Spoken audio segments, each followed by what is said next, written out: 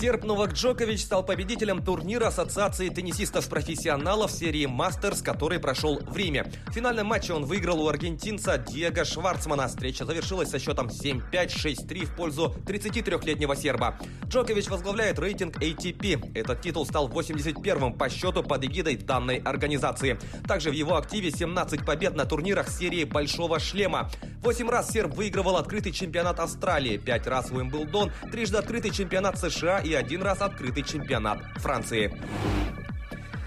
Немецкий форвард Эдмонтона Леон Драйзайтель признан самым ценным игроком Национальной хоккейной лиги сезона 2019-2020. В досрочно завершившемся регулярном чемпионате 24-летний форвард стал лучшим бомбардиром, забросив 43 шайбы и сделав 67 результативных передач.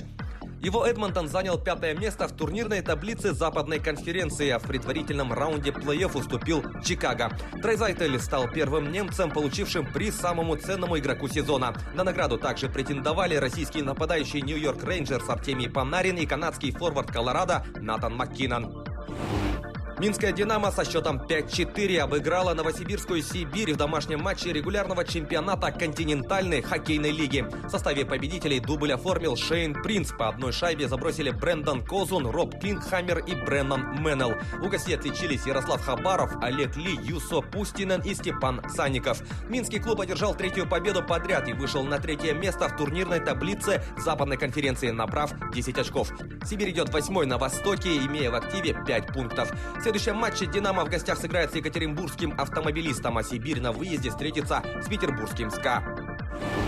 Футболисты московского «Динамо» со счетом 1-0 выиграли у грозненского «Ахмата» в домашнем матче 8-го тура Тинькофф российской премьер-лиги. Единственный мяч забил украинский защитник хозяев поля Иван Ордец. «Динамовцы» прервали безвыигрышную серию, которая составила 3 матча. После 8 туров они занимают 6-е место в турнирной таблице, имея в активе 14 очков. Грозненцы идут на 10-й строке, набрав 10 баллов.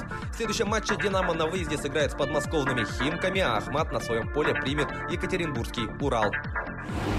Перейдем к событиям якутского спорта. Сборная Северо-Восточного федерального университета обыграла команду Московской государственной академии физической культуры в 3-м туре Золотой лиги всероссийского проекта «Мини-футбол вузы».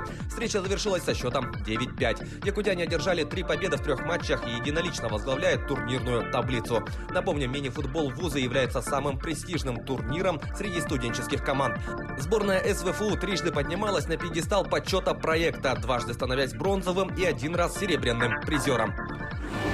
Владимир Аленов завоевал бронзовую медаль чемпионата России по гиревому спорту. Соревнования, участие в которых приняли более 300 спортсменов, прошли в Санкт-Петербурге. Якутянин выступал в дисциплине «Длинный цикл» среди участников весовой категории до 68 килограммов.